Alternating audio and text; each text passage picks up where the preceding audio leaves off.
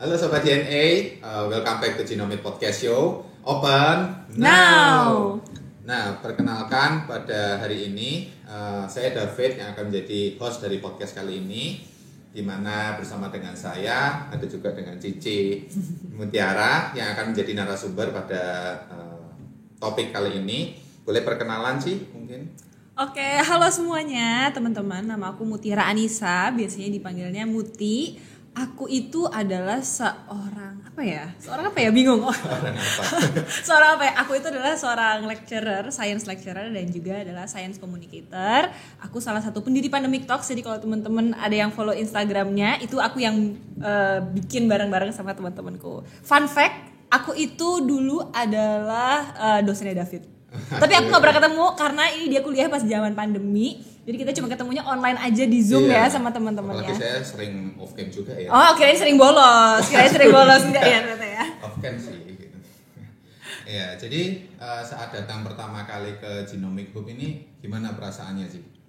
Nah, sebenarnya aku tuh udah kedua kali ini datang. Cuman aku appreciate banget karena ada suatu hub di mana ya semua all related tentang genomik itu ada di sini gitu. Kadang-kadang kan kita taunya tes genomik itu kan sebatas PCR aja gitu kan atau antigen yang bisa dilakuin di rumah. Tapi untuk punya hub di mana di sini ada klinik untuk konsultasi juga, bisa untuk edukasi kepentingan genomic testing, itu menurut aku beneficial banget dan itu future oriented untuk healthcare banget. Jadi itu it's really great that you guys have it here. Bener sih, apalagi kita sekarang tahu nggak Miss Ci? Mohon maaf karena kebawa sama suasana lecture ya. Jadi tepat di atas kita itu ada laboratorium sequencing dan di atasnya lagi itu ada laboratorium BSL 2 dan 3 gitu. Jadi amit-amit kalau misalnya ada pandemi lagi udah siap lah ya. Udah siap. Indonesia udah siap banget nih. Iya. Nah, kita untuk kali ini topik kita itu akan membahas tentang rahasia sains lah ya di balik dari cinta gitu. Iya. Karena kan kita kadang cinta itu ya cuman secara mungkin antropologi lah ya. Nah, kita langsung aja tanpa berlama-lama langsung ke tema kita yang pertama ya, ke topik kita. Nah, bagaimana sih Ci seseorang itu, kan pasti semua orang tuh pernah lah merasakan yang namanya cinta lah ya gitu. Apalagi saya juga lah gitu kan. Mau dari anak kecil sampai juga usia dewasa pasti gitu. Nah, ada nggak sih dari sains sendiri itu menjelaskan gimana sih orang bisa sampai ke tahap jatuh cinta gitu, merasakan cinta gitu? Apakah kadang kan orang cuman kayak dari mata turun ke hati gitu ya. Kayak otak kita itu berperan nggak ya gitu dalam mengambil cinta gitu. Aku suka sih tadi kamu bilang dari mata turun ke hati gitu kan. Terus kadang-kadang kalau kita ngerasain cinta, apalagi kayak ngelihat gebetan gitu kan, selama pandemi nggak pernah ketemu, chat-chatan doang. Terus sekarang ketemu gitu kayak wah ganteng juga ya gitu ya, cakep gitu kan. Ya dagdikduk. Terus kita kadang-kadang ngerasa tuh kayak ada butterfly di perut gitu, atau misalnya kayak aduh aku mau ketemu dia perutku mulus banget gitu, atau kayak hatiku aduh nggak kuat. Kadang-kadang kita yang ngerasa menarik adalah kita bisa ngerasain presentasi cinta itu di physical badan kita gitu. Dan kok bisa ya kita ngelihatnya ngerasain di mata, ngerasain dari indera penciuman, indera touch, dari hati sampai perut. Padahal perutnya nggak kenapa-kenapa gitu. Kok bisa mules gitu. Nah, tapi bisa mules kok bisa kayak gitu. Bahkan ada yang kadang-kadang bisa orang kalau dia naksir dia nervous banget sampai nggak bisa ngomong gitu. Well, dari itu kita bisa ngelihat bahwa sebenarnya love itu nggak cuma ada di hati, tapi berasal semua tuh dari otak gitu. Dan ada banyak science explanation di belakangnya. Memang penelitian tentang cinta sendiri itu banyak banget dilakuin oleh banyak researcher karena ya penasaran dong, itu kayak basic fundamental thing yang manusia itu rasakan gitu kan. Pasti alamin. Kalau misalnya binatang memang mereka cuman kewajibannya untuk bereproduksi aja, tapi kalau misalnya manusia itu kan mereka merasakan naksir sama orang, patah hati gitu kan, dan seterusnya. Ini biasanya di study di berbanyak bidang ilmu sebenarnya, jadi nggak cuman berhubungan dengan otak aja. Kalau otak kan kita ngebayanginnya neurologi gitu kan, atau misalnya neuroscience. Ini juga diperhatiin di bidang psikologi, diperhatiin di bidang psychiatry, behavioral science. Bahkan kalau misalnya kita ngelihat dari sisi biologinya, itu ada chemistry atau kimianya yang juga terjadi di situ. Jadi menarik banget sebenarnya dilihat dari berbagai angle. Berarti memang benar ya, cinta itu rumit, apalagi dari memang sisi sains sendiri memang rumit Iya.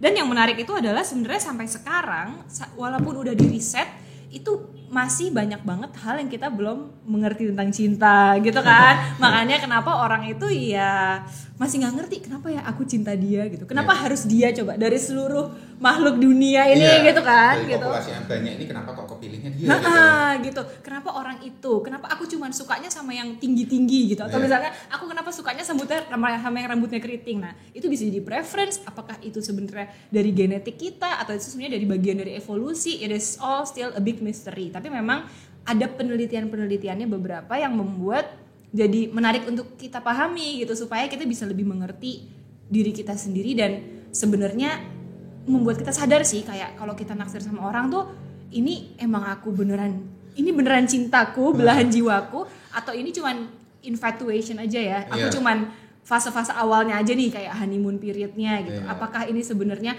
aku beneran kelepek-kelepek sama dia atau ini emang hormonku aja nih yang mempengaruhi otakku. Jadi sebenarnya knowledge kayak gini penting banget supaya tetap membuat kita tetap rasional sih sebenarnya karena orang suka lupa diri kan kalau jatuh cinta gitu. Iya, jadi aku pernah juga baca nih, Jadi pernah ada orang bilang itu bahwa manusia itu punya yang namanya hormon cinta itu. Kayak tadi kan dimention juga ya, cinta gitu, hormon gitu. Nah, hormon cinta itu kalau nggak salah pernah salah satunya itu dopamin ya kalau nggak salah sih gitu. Itu ada nggak sih kayak pengaruh signifikannya ke kita gitu? Jadi peneliti ngelihat pengaruh dari chemical khususnya hormon ini ke manusia dari riset sebenarnya antar manusia dan juga ngelihat ke hewan. Jadi mereka tuh mereka nyari animal model mana yang cocok gitu ya. Kan memang animal tuh beda banget sama manusia, tapi memang kadang-kadang kita susah banget meneliti manusia gitu kan. Apalagi cari sampel size yang cocok, terus abis itu metodenya kayak gimana. Jadi kadang-kadang saintis tuh melihat dari animal, terus nanti jawabannya baru diambil konklusi buat manusia gitu ya. Nah salah satu yang saintis itu lakukan adalah mereka cari binatang apa yang punya eksklusif partner. Kan binatang suka gitu kan, kayak kelinci gitu kan nggak tahu bapaknya yang mana ya gitu. Dia banyak banget anaknya macam-macam gitu. Mereka cari mamalia apa yang punya eksklusif partner. Dan ini ada salah satu hewan bentuknya kayak hamster gitu deh.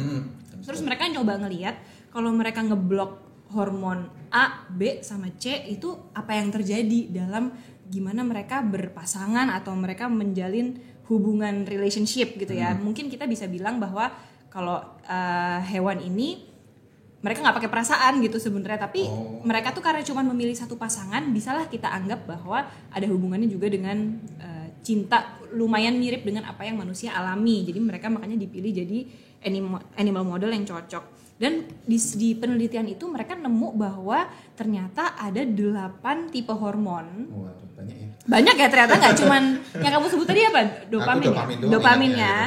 Dopamin itu yang paling terkenal sih menurut aku, tapi ternyata ada 8 tipe hormon yang bisa mempengaruhi bagaimana kita mencintai, attachment dan juga desire gitu ya. Jadi keinginan memiliki si dia gitu. Gitu lah ya. Karena kalau misalnya kita ngelihat cinta sendiri kan juga banyak fase-fasenya gitu kan. Nah, ini penelitiannya udah sebenarnya dari tahun 90-an, jadi udah lumayan banyak studi-studinya. Cuman ada salah satu peneliti, dia itu kayaknya psychiatrist tapi dia juga tertarik meneliti brain science. Namanya itu, ya ampun ibunya aku lupa namanya. Namanya Ibu Helen Fisher. Dia terkenal banget kalau dia salah satu orang yang mempopularize kayak cinta dalam sains tuh kayak gimana. Dia ngegrupin 3 hormon ini jadi 3 fase percintaan. Yang pertama itu adalah lust. Jadi bisa dibilang nafsu gitu ya. Dan ini mungkin mirip sama yang hewan juga punyain gitu. Jadi hormon testosteron dan estrogen. Testosteron itu punya laki-laki, estrogen punya perempuan.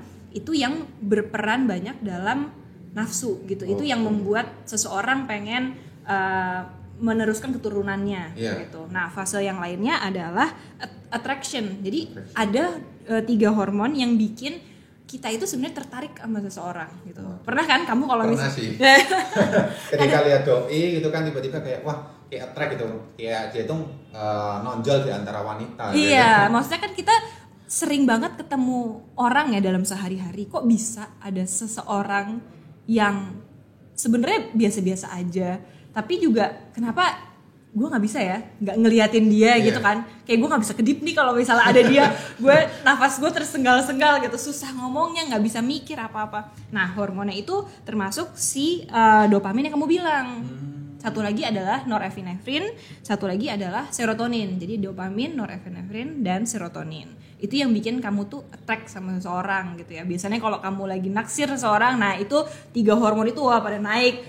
Makanya rasanya kayak roller coaster gitu. Sampai bisa lost control gitu. Wah, aku lupa kita mau ngomong apa ke doi gitu kan. Iya bener banget. Nah yang fase ketiga itu adalah attachment. Attachment itu tipe cinta sebenarnya yang membedakan kita naksir sama orang sama attachment dengan hubungan relasi dengan orang lainnya. Misalnya friendship, siblings gitu ya, kakak adik, sahabatan, BFF, atau bahkan sama orang tua.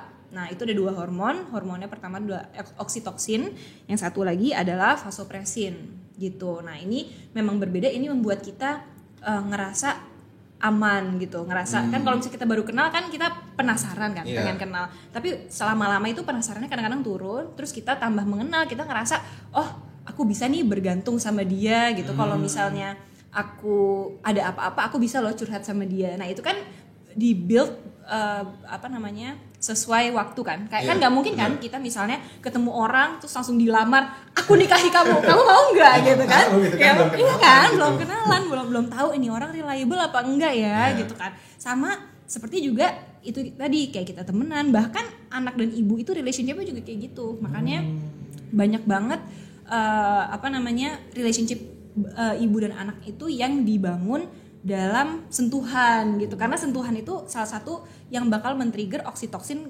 di produksi di otak gitu. Misalnya ASI itu juga salah satu metode yang membuat anak dan ibu itu bisa bonding. Terus misalnya proses melahirkan gitu, itu juga salah satunya.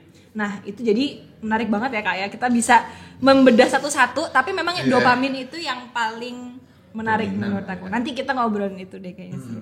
Jadi mungkin kalau misalkan tadi oksitoksin itu kan muncul ketika salah satunya adalah dengan physical touch gitu. Nah mungkin nggak sih kalau misal kita setelah udah pacaran nih gitu, terus kita beralih ke hormonnya itu berubah jadi oksitoksin, itu mungkin nggak sih?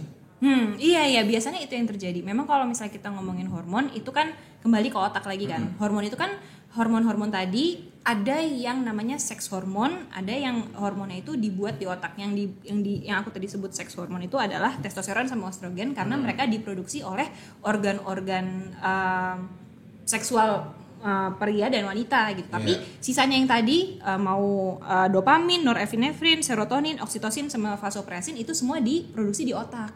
Nah, untuk hormon itu diproduksi biasanya harus ada triggernya gitu. Kalau misalnya dibalik lagi ke kuliah biologi ya, biasanya hormon itu kan adalah chemical.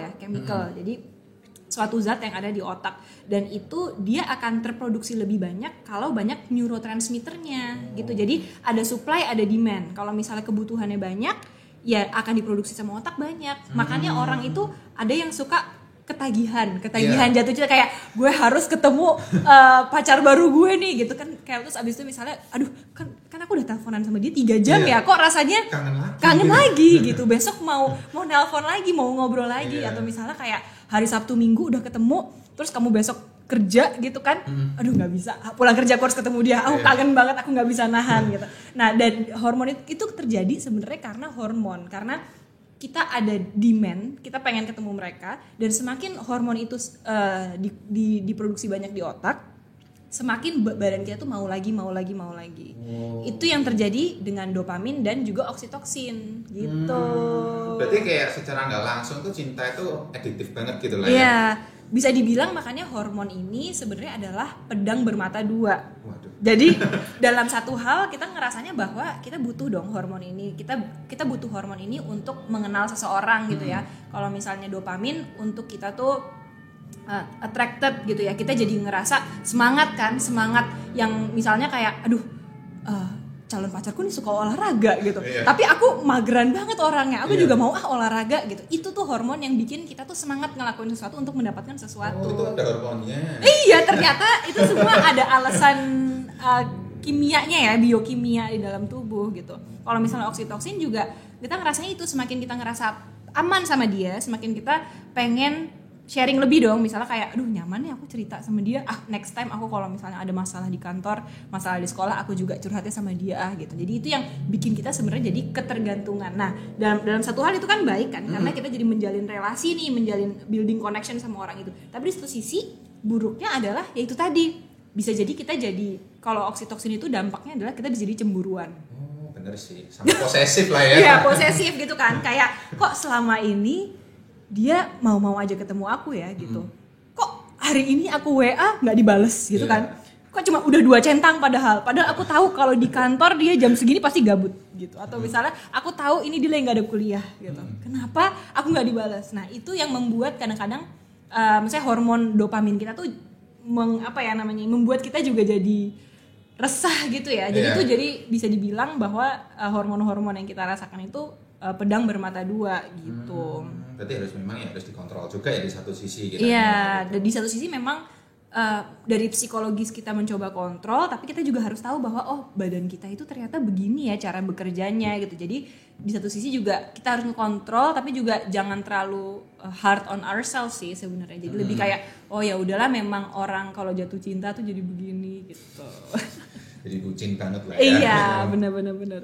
Nah, di satu sisi tuh berarti benar-benar semua hormon itu tuh sampai berperan. Kayak pengalamanku itu pribadi ya, kayak sampai misalnya jalan berdua gitu, terus kayak tatap-tatapan, curi-curi pandang gitu, itu kayak sampai deg-deg juga gitu ya. Padahal cuma tatap-tatapan gitu kan. Berarti itu memang hormon-hormon itu lagi aktif-aktifnya ya berarti ya gitu. Bisa dibilang kayak gitu, walaupun ada susah juga ya ngukurnya. Nah, yang dopamin yang paling menarik itu adalah dopamin itu jadi hormon-hormon yang aku sebut tadi itu nggak eksklusif cuma untuk cinta doang loh. Jadi kalau hormon dopamin itu juga dia untuk pursuit sebenarnya, bikin kita semangat gitu kan, bikin kita mood tuh booster empati, gitu ya? Mood booster, makanya suka dibilang feel good hormon. Jadi itu hormon yang bikin kita senang. Nah, dopamin ini paling banyak di study, dan makanya mungkin kenapa David paling ingat, karena ini juga hormon yang dikeluarkan kalau misalnya di orang tuh narkoba. Makanya ada yang bilang love tuh addicting, kayak cinta lebih bahaya daripada narkoba, karena memang dua hal tadi nge-trigger hal yang sama gitu. Nah, makanya orang narkoba itu dia mengkonsumsi misalnya MDMA atau kokain gitu ya, dia ngerasa feel good gitu. Nah, ngerasa feel goodnya itu karena obatnya mengaktifkan neurotransmitter di otaknya supaya dopamin itu diproduksi terus dan terus gitu. Berarti ini bisa jadi wawasan ya, daripada kita narkoba mending kita jatuh cinta aja. Sama-sama bahayanya tapi ini sebenarnya. Karena memang dua hormon tadi di saat dia dikeluarkan dalam jumlah besar, itu ada penelitian yang ngelihat bahwa bagian di otak kita yang namanya frontal cortex itu bakalan mengecil dan shrink malahan. Nah, itu bagian otak yang sebenarnya kita pakai untuk logika dan mengambil decision. Jadi makanya ada bilang kan kayak, aduh ini orang lagi jatuh cinta, udahlah nggak bisa konsen gitu, atau misalnya nilai ujiannya jadi jelek gitu kan. Iya, banyak sih. Banyak kan yang kayak gitu. Nah, itulah penjelasannya. Makanya emang harus cinta pun ya jangan jadi bucin gitu, karena boleh bucin. Karena otak kita aja membohongi kita sendiri gitu. Jangan sampai kita dibohongi deh. Padahal itu semua cuman chemical gitu. Gitu. Nah, tapi di sisi lain itu pasti kan ketika namanya orang itu jatuh cinta lah ya, Ci. Ada namanya fase kadang orang itu putus cinta gitu, kayak aku nggak cocok deh sama dia gitu. Nah, ketika orang itu putus cinta itu kan dia itu sampai ke titik depresi gitu loh kadang gitu kan. Sampai kadang kayak sama sosial aja nggak mau gitu udah gitu. Sama kadang sampai kayak udah kapok lah aku pacaran lagi gitu. Nah, itu ada nggak sih perubahan ke sel kita? Kenapa sih sampai kita itu sakit hati gitu? Terus kan orang kayak aduh sakit hati gitu kan, sedih gitu. Terus kayak hormon-hormon kita itu apa ya berubah gitu? Nah, itu memang masih ada hubungannya sama hormon si pedang bermata dua tadi sih. Jadi memang si dopamin sama oksitoksin tadi ya, karena misalnya tadi kitanya masih attachment-nya kuat, terus habis itu masih tertarik banget sama si orang ini gitu, terus tiba-tiba harus patah hati, harus di cut short gitu kan, di stop tiba-tiba gitu. Nah, itu makanya yang ngebuat otak kita juga sebenarnya kayak withdrawal, kayak Kaget gitu. Kaget gitu ya, shock gitu. Dan shock ini juga sebenarnya ada bahayanya juga, walaupun shocknya itu cuman terkesan sebatas hormon dan sebatas neurochemical di otak gitu ya, tapi itu bisa berpengaruh ke badan kita. Karena seperti yang aku tadi bilang bahwa hormon-hormon ini kan hormon universal. Tidak hanya ada di saat kita mencintai sesuatu, tapi juga berfungsi untuk kita bekerja, untuk metabolisme tubuh dan lain-lain gitu. Makanya ada kondisi yang namanya tuh orang patah hati, literally patah hati. Jadi kondisinya itu namanya nih, aku sampai catat namanya Takotsubo cardiomyopathy. Ini aku kayaknya orang Jepang ya yang nemuin namanya Takotsubo, tapi ini artinya adalah literally orang broken hearted gitu. Jadi orang sakit jantung karena patah hati atau karena karena stres yang terlalu berlebihan gitu. Misalnya kan kita sering lihat kan, misalnya ada anggota keluarga yang meninggal gitu. Dia meninggalkan misalnya istrinya atau suaminya atau anak-anaknya. Terus istri atau suaminya ini dia bisa habis itu jatuh sakit gitu setelah pasangannya meninggal. Nah, ini kemungkinan yang bisa menjelaskan gitu. Jadi karena badannya dalam stres yang berat banget, itu bisa membuat temporary kondisi yang sangat amat buruk gitu. Bisa nyerang ke jantung, bisa nyerang ke organ-organ lain juga gitu. Pantes sampai orang kalau sakit hati gitu ya, patah hati gitu kan, ditinggal sama pasangannya itu dia kayak merasakan sakitnya tuh di sini gitu ya gitu. Padahal hati kan di sini. Iya. Nggak mungkin di sini kan, tapi dia kayak sakit gitu kan. Oh, berarti itu memang hormon-hormon itu kayak benar-benar kayak sebagai kayak tanda kutip ilusinya sampai dia tuh sampai ngubah semua pola pikir kita, tingkah laku kita juga gitu ya. Karena hormon itu kan nggak cuma mempengaruhi otak kita kan, dia mungkin mempengaruhi otak kita tanpa kita sadar gitu kan. Autonomous nervous system kita itu kan dikendalikan sama mereka gitu. Makanya itu banyak yang dibilang gimana sih caranya orang get over a broken heart gitu. Nah, bagusnya juga sendiri karena hormon itu juga universal. Oksitoksin atau dopamin itu kan nggak cuma dihasilkan saat kita jatuh cinta doang. Dihasilkan kayak dopamin dihasilkan kalau kita olahraga, kalau misalnya kita ketemu teman-teman, ketawa. Jadi sebenarnya resep dari broken heart dari resep move on terbaik adalah menjaga diri sendiri gitu. Makanya orang banyak yang habis itu katanya, lu habis putus jadi cakep deh gitu. Ya iyalah, orang gue olahraga terus gitu ya, gue menjaga diri. Nah itu sebenarnya adalah resep terbaik buat move on. Gitu. Ini ya kayak kadang kalau di percintaan itu sekalian dia kayak balas dendam ya kadang. Katanya tuh ya ke mantannya itu mau lah gitu, lebih cantik, lebih ganteng gitu. Padahal sebenarnya itu emang yang efektif tuh itu karena kamu mendapatkan hormon dopamin itu kan karena kamu misalnya jadi sering olahraga, lari gitu kan, jadi sering main tenis apa gitu. Nah itu menggantikan hormon dopamin kamu, jadi kamu nggak ngerasain withdrawal tadi, nggak kaget lah ya. Walaupun memang mungkin jalannya nggak gampang untuk bisa move on, buat bisa ngelupain. Attracted, yang tadinya kita attracted jadi pengen kita turunkan kan itu levelnya. Attachmentnya yang biasanya bergantung, biasanya misalnya pulang kantor bareng gitu, pulangnya hari itu diturunin juga, kesepian gitu. Kan biasanya ngecek HP dan nanyain udah makan apa belum gitu kan. Buat nurunin itu kita harus menyeimbangkan dengan memproduksi hormon itu dengan cara-cara lain gitu. Berarti benar ya, kadang kayak kita lihat dari sosial media gitu, kayak untuk cowok-cowok itu kayak broken heart itu ya udah dia langsung aja ke gym gitu ya. Kayak biasanya ke gym, kalau cewek langsung kumpul sama temennya, shopping gitu. Berarti emang itu langkah yang benar ya buat move on berarti ya emang ya. Ya itu bisa jadi pembenaran sih menurut aku. Atau ngebuat sesuatu yang kreatif itu juga bisa mengeluarkan hormon dopamin dan oksitoksin juga. Atau misalnya kita, makanya ada juga negatifnya tapi ya ada orang kan suka yang mau move on dari pacarnya, dia rebound gitu. Nah, rebound itu sebenarnya cara dia coping mechanism untuk nggak mau kehilangan si oksitoksin itu. Jadi dia mencoba untuk membikin attachment ke orang lain gitu. Walaupun sebenarnya nggak baik juga kan, karena memang orang yang jadi rebound ini ya sakit hati lah. Masa gue cuman buat pelampiasan doang gitu kan? Lo nggak beneran pengen attach sama gue lah gitu, cuman untuk biar dia lupa gitu. Berarti itu ada sainsnya, baru tahu sih aku jujur kayak orang habis putus terus dia sampai cari lagi pelampiasan atau apa itu berarti ada sainsnya, benar-benar baru tahu sih. Iya. Dan ini baru sebatas hormon kan sebenarnya. Kalau misalnya kita ngelihat lagi dari sisi lain itu juga menarik, misalnya dari sisi antropologi, dari sisi evolusi juga gitu. Misalnya kayak kalau dari sisi evolusi kan kita ngelihat berbagai macam spesies kan.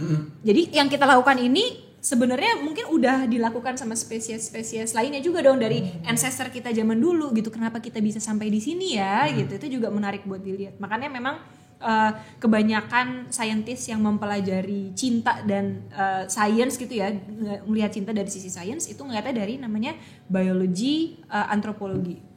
gitu. Aku juga sambil belajar dan sambil penasaran dan seru juga sih ternyata ngelihatnya. Iya, luas gitu ya. Nah, kayak menyangkut dengan yang namanya kayak depresi gitu ya. Itu kadang kan bisa nggak sih orang kayak karena pekerjaan nih, misalnya depresi pekerjaan itu sampai mengganggu hubungan gitu. Kadang kan orang kayak sering nih kayak karena depresi pekerjaan, terus hubungan sama pacarnya, sama hubungan sama anak-anaknya, pasangannya itu kayak ikut kacau. Itu berarti oksitoksinnya juga ikut kacau gitu ya? Iya mungkin aja karena memang nah yang belum ada saat ini ya, andaikan kita bisa nge-measure hormon kita real time. Jadi misalnya kamu ada kayak plaster kayak atau apa bisa dilihat di HP gitu kan, kayak hormon kita nih sekarang lagi kayak gimana, oksitoksinnya lagi berapa, terus abis itu kortisolnya berapa, terus abis itu norepinefrinnya berapa, supaya kita tahu nih, oh ini arti dari sini translationnya tuh artinya apa gitu. Karena kalau misalnya kita ngelihat dari relationship, cara kita melihat partner itu juga tergantung hormon level kita loh. Jadi ada orang yang misalnya memang kebutuhan dopaminnya lebih banyak dibanding orang lain. Bisa juga misalnya ternyata kalau kamu lebih sukanya itu hormon kortisol atau misalnya oksitoksinnya gitu. Jadi makanya orang tuh melihat pasangan tuh berbeda-beda. Ini menarik banget juga sih. Berarti ini bisa dipakai untuk riset lah ya. Apalagi di KSI ya. Bahkan ada tesnya loh, ada tesnya. Aku lupa namanya apa. Oh, iya? Cuman jadi kamu bisa kayak nulis ngecek di kuesioner gitu. Nanti hasilnya itu kamu akan digolongkan jadi tipe relationship kayak apa sih yang kamu prefer tergantung dengan hormon kamu gitu. Itu seru tuh.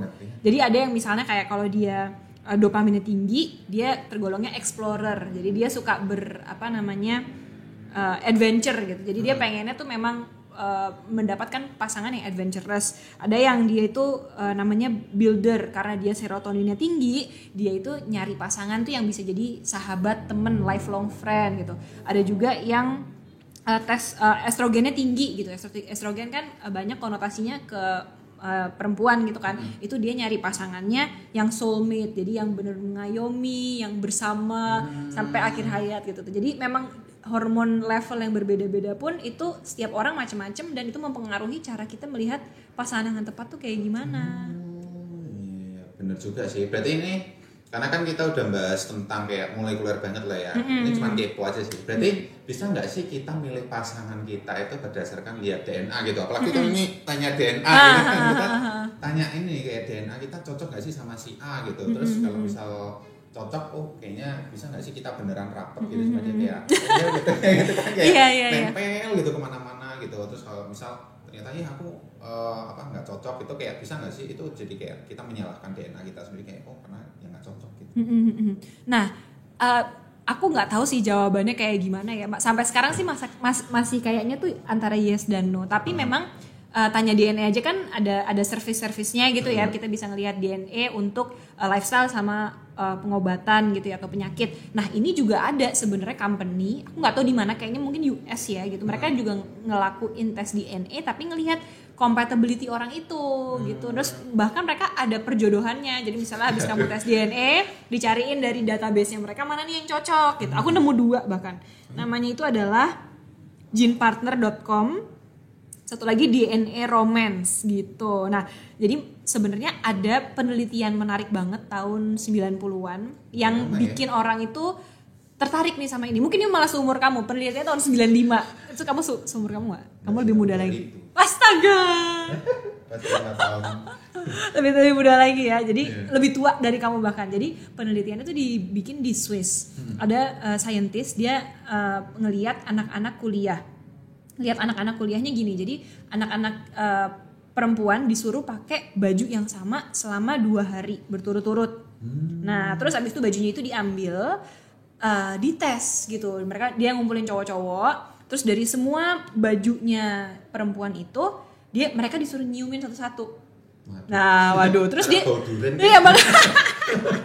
2 hari, kamu bayangin nggak kalau mbaknya habis makan pete jengkol durian kan gimana gitu.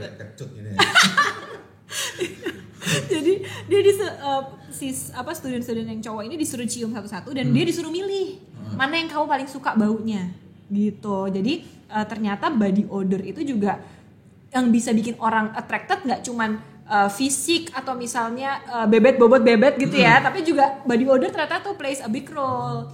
Nah terus habis itu dianalisa, jadi pesertanya itu semuanya mereka DNA-nya dianalisa, dilihat hasilnya, dan ternyata penelitiannya itu mereka menemukan kalau misalnya cowok-cowok ini biasanya menyukai cewek yang profil HLA atau human leukocyte antigen ya, itu ya, itu part of bagian dari MHC, itu adalah major histocompatibility complex. Oke, namanya ribet, nggak perlu diingat. Cuman maksudnya itu bagian dari sistem imun kita gitu ya, protein imun sistem kita. Dan hasilnya adalah cowok-cowoknya itu biasanya mencari cewek-cewek dengan profil HLA yang berbeda dengan dia. Nah, kenapa berbeda? Terus apa dong artinya ini kan gitu? Ini mengartikan bahwa cowok-cowok itu mencari cewek yang profil imun sistemnya itu berbeda dengan dia. Jadi mereka itu mencari sesuatu yang opposite attract gitulah gitu, karena teorinya adalah kalau misalnya mereka mencari yang berbeda, kemungkinan saat mereka memiliki anak gitu ya, punya offspring nantinya, anaknya itu akan memiliki profil imun sistem yang lebih baik daripada orang tuanya, lebih bisa lebih sehat, nggak sakit gitu lah ya kalau imun sistemnya lebih kuat gitu kan. Nah jadinya banyak nih teori-teori, researchnya jadi penasaran dong gitu, kayak oh berarti manusia itu lebih sukanya opposite attract ya gitu kan. Jadi bisa ngeliat dari DNA-nya, kalau gitu dilihat aja DNA kamu sama aku bedanya berapa nih gitu kan, cocok atau enggak, tambah beda harus tambah cocok dong gitu. Tapi sebenarnya masih inkonklusif juga, karena beberapa peneliti itu menemukan bahwa teori opposite attract ini nggak benar kalau ngelihat dari DNA. Kalau kita ngelihat dari DNA, bahkan ada yang bilang bahwa manusia itu mencari jodoh atau mencari romantic partner yang mirip sama dia. Mau diganti nggak usah. Jadi manusia itu mencari romantic partner yang profilnya mirip sama dia. Ada penelitian tahun 2014 kalau nggak salah, dia si saintis ini dia mencoba mencari ngelihat dari registry gitu ya, registry orang perkawinan. Ini dilihat DNA-nya masing-masing. Ternyata orang itu mencari pasangan yang intelektualnya itu mirip-mirip sama dia. Gitu. Terus habis itu juga ada penelitian lain bahwa ini nggak lihat DNA ya, ngelihatnya tinggi badan, berat badan, dan juga profil kesehatannya. Manusia itu mencari pasangan yang punya BMI-nya mirip-mirip, tingginya mirip-mirip, profil kesehatannya mirip-mirip. Jadi untuk ngelihat DNA-nya ini rada masih misteri nih, masih dibutuhin banyak penelitian, karena itu tadi nggak konklusif. Satu penelitian ngomongnya manusia itu nyarinya opposite attract dari lihat DNA-nya gitu, yang beda gitu kan. Kalau misalnya satu lagi penelitiannya ngelihatnya malah manusia itu nyarinya malah yang mirip gitu. Nah makanya profil DNA ini bakalan terus menjadi hot topic dan interesting topic sih, karena kita masih belum bisa nih, mungkin suatu hari bisa dipetain gitu kan sama tanya DNA kayak faktor A, B, C, D, E ini cocoknya yang mereka ini berlawanan, tapi faktor A, B, C, D, E lainnya yang sama gitu. Jadi harus ada kombinasi dua itu sih kayaknya. Boleh sih, jadi aku jadi penasaran sih, kayak pengen nyoba juga sih, kayak oke aku nggak mandi 2 hari ya, bisa aku cobain gitu ya gitu. Kalau dia tertarik berarti ya cocok. Kamu cobain di kantor gitu kan, ada t-shirt kamu, siapa ada yang mau enggak gitu. Pada pulang semua. Jadi hebat juga ya tubuh kita itu kayak bisa merespon, kayak kalau dari sainsnya dia kayak biar saling melengkapi satu sama lain, kayak dia mau cari yang beda gitu kan. Keren juga ya berarti gitu. Nah mungkin kita udah berapa lama ini ya?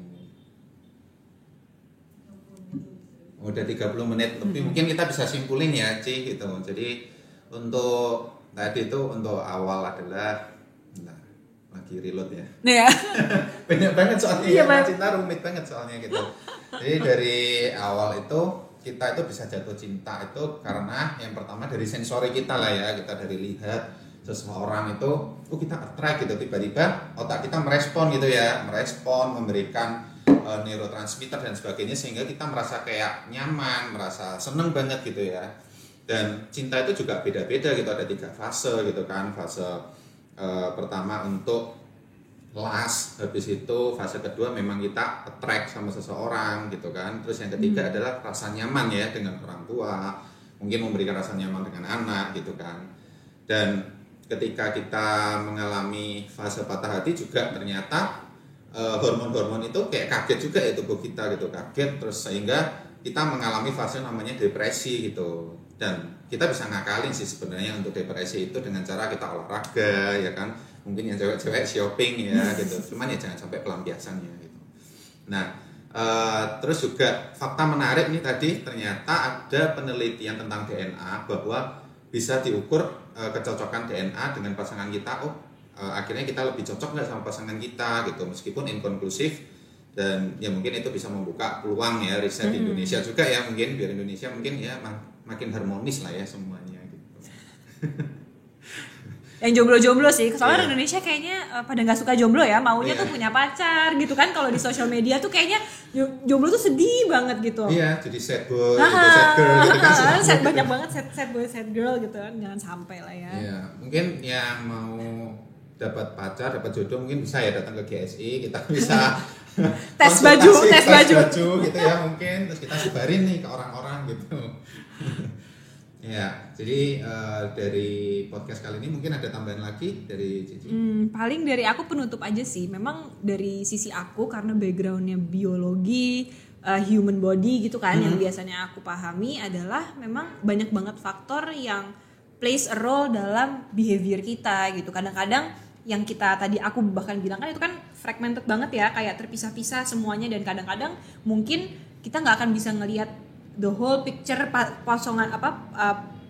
tatanan puzzle-nya tuh mungkin kita nggak akan bisa ngelihat. Tapi paling nggak kita tahu bahwa cinta itu ada pengaruh biologis, pengaruh chemistry-nya juga gitu. Nah, yang faktor lainnya lagi itu adalah psikologi dan juga lingkungan gitu kan. Mau kamu cinta sama pasanganmu kalau nggak dibolehin mama papa gitu kan, ya mau gimana coba kan, nggak mau jadi anak durhaka gitu kan kalau orang Indonesia pasti. Nah makanya pada akhirnya emang we love who we love sih menurut aku. Penutupnya itu, mau nggak cocok, mau misalnya imun sistemnya nggak cocok, mau menurut kamu bajunya bau aku nggak suka gitu, tapi kalau misalnya kita udah cinta ya udah gitu. Iya, menerima aja lah ya. Iya. Terima maupun sakit maupun sehat ya. Iya benar. Nah mungkin penutupnya adalah terima kasih juga untuk Cici Mutiara ya, yang udah menyempatkan waktunya menjelaskan ke kita tentang rahasia-rahasia sains ini, terus juga ya mungkin sebagai arahan ke kita juga dapat jodoh gimana gitu ya. Pakarnya itu, terus juga mungkin boleh juga ya visit kunjung ke Pandemic Talks itu kan, yang menghadirkan berita-berita juga ya, fakta-fakta sains lah yang menarik, yang pasti juga terupdate semuanya itulah gitu. Dan juga terima kasih buat para penonton juga semuanya yang telah setia. Dan kalau ada pertanyaan atau topik-topik yang menarik gitu, yang mau mungkin kita bahas bareng bersama gitu, boleh tulis di kolom komentar. Sekian dari kami ya mungkin ya. Terima kasih. Ada ini ya open show ya. Sekarang kita close show ya. Oke, kita Genomic Podcast Show close now. Bye bye.